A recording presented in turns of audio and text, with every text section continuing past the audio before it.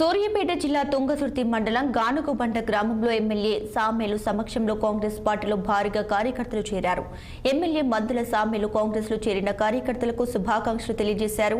నియోజకవర్గంలో BRS party నామరూపం లేకుండా పోతుందని, ప్రజాపాలన ప్రజల సంక్షేమమే ధ్యేయంగా కాంగ్రెస్ ప్రభుత్వం పనిచేస్తుందని చెప్పారు. ఇక పేదలకు, హరిజన, గిరిజనులకు ఇండ్లు కట్టించిన చరిత్ర కాంగ్రెస్ పార్టీదని వ్యాఖ్యానించారు. మోడీ కులాలు, మతాల మధ్య చిచ్చు పెట్టి రాజకీయ లబ్ధి పొందాలని చూస్తున్నారని మండిపడ్డారు. పార్లమెంట్ ఎన్నికల్లో చామల కిరణ్ కుమార్ రెడ్డి గెలుపు కోసం కలిసికట్టుగా పనిచేయాలంటూ పిలుపునిచ్చారు. బీఆర్ఎస్ పార్టీ ఖతం కాబోతా ఉంది.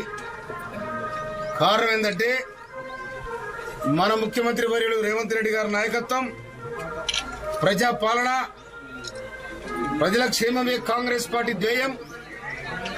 ఇయాలే కాదు, 20 ఏళ్ల కిందనే ఇందిరమ్మ రాజ్యంలో రాజీవ్ గాంధీ ఉన్నాడు, మన ముఖ్యమంత్రిగా కాంగ్రెస్ వాళ్ళు ఉన్నాడు.